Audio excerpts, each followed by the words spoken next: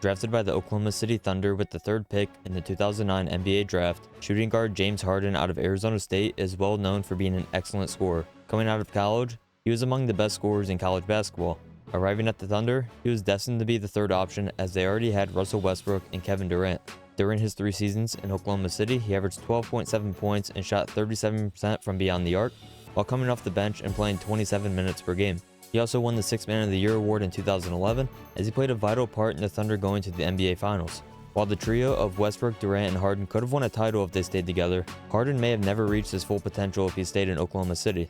After the 2011-12 season, he would end up going to the Houston Rockets, and this is where he would find a lot of success. It's safe to say this is where a star was born. His first season on the Rockets in 2012 was also the first of 9 consecutive All-Star Game appearances. Not only All-Star Game appearances, but it was also the beginning of an 8-year run of being a top 10 MVP finalist. He averaged 26 points and 6 assists per game in 2012 while shooting 37% from 3 and putting up a PER of 22.9 that year. I don't think it gets talked about enough how James Harden went from being a 6-man guard off the bench to being a starting shooting guard / point guard and making a 10-point per game jump from 2011 to 2012. He really solidified himself as one of the best players in the NBA during the 2012 season, and it was just the beginning to what would end up being a legendary decade for him. Moving on to 2013, he had another good season, averaging 25 points per game. He did so while still averaging 6 assists and maintaining that 37% from 3. He also ended that season with a PER of 23.5. 2014 was much of the same, as Harden played 81 of 82 possible games while averaging 27 points and 7 assists. At the time, that was the most assists per game that he averaged to this point in his career, and he also finished 2nd in MVP. Now his next season in 2015 is one that was very questionable when it comes to the MVP rankings. Harden put up 30 points, 6 rebounds, and 7.5 assists per game, while shooting 44% from the field and 36% from 3. He also had 13.3 when it comes to win shares, and now even with all those numbers, he still only finished 9th in the MVP voting.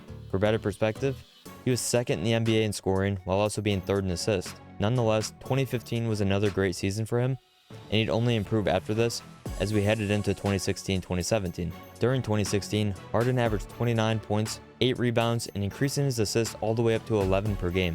He also led the league in win shares at 15, but if it wasn't for Russell Westbrook, who put up a historic season where he averaged a 30-point triple-double, Harden would have won his first MVP. However, he still finished 2nd place by a pretty good amount, beating out Kawhi Leonard for 2nd. This is the point in time for Harden where he really started to transform his game to becoming more of a scoring point guard, and it's not every day you see one of the best scorers in the NBA also lead the league in assists.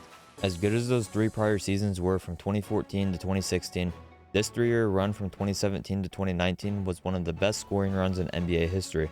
Starting in 2017 where he won his first MVP, Harden put up 30 points and 8 assists per game. He led the league in PER with 29.8 and once again led the league in win shares with 15.4. The Rockets earned the number 1 seed in the West this season, which was a huge accomplishment. As many of you know, this was also the postseason of the incredible collapse by the Rockets against the Warriors in the Western Conference Finals. Harden struggled from 3, shooting just 24% in the series. He wasn't the only one, as the team missed 27 straight threes in Game 7.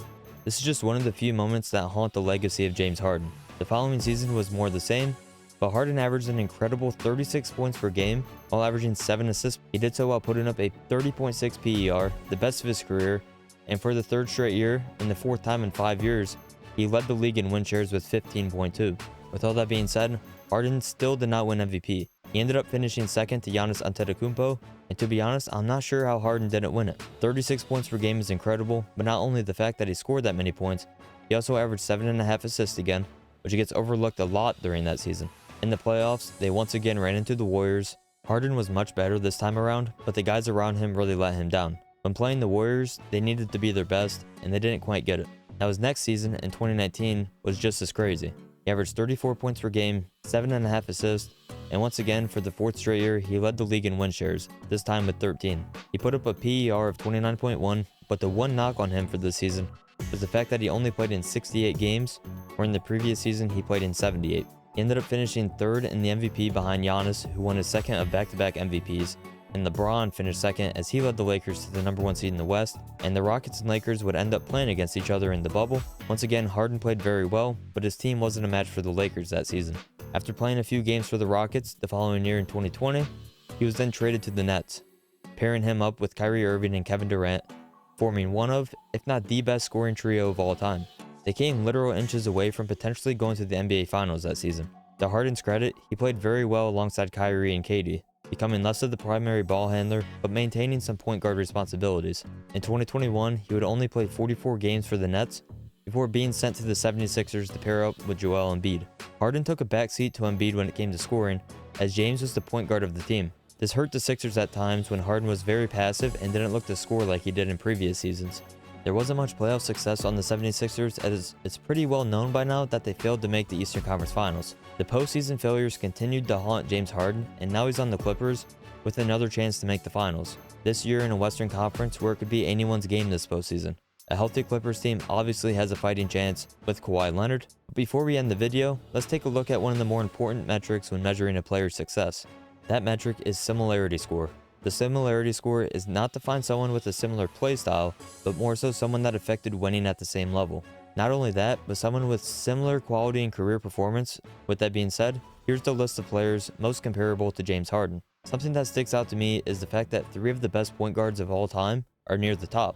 But right below Magic Johnson is another winner and one of the best scorers of all time, Kobe Bryant. Why this is so significant is when you look at stats, Harden has a mixture of Chris Paul, Magic Johnson, but also the scoring and shooting of a Kobe or Reggie Miller. The run that Harden went on in the mid to late 2010s is very reflective by the similarity score table, and it's safe to say he affected winning as much as anyone in the history of the NBA. The proof is in the numbers, and being compared to Kobe and Magic is very notable. Lastly, to end the video, let's go back to the original question. How good was James Harden actually?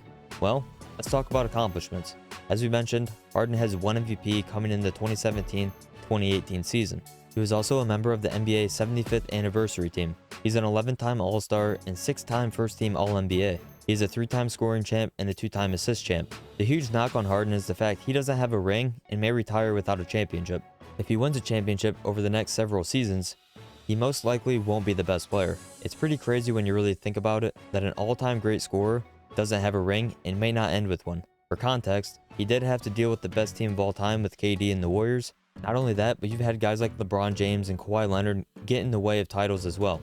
Not making excuses for the guy, but they were just better players / teams in his way. Nonetheless, Harden is one of the best guards in NBA history. Accolades aside, from a basketball standpoint, the man just knows how to score and he does it as good as anyone. Let me know down below what you guys think of James Harden and where you rank him not only all time, but among other shooting guards. Be sure to leave a like and subscribe to the channel if you're new. And with that, I'll see you on the next one.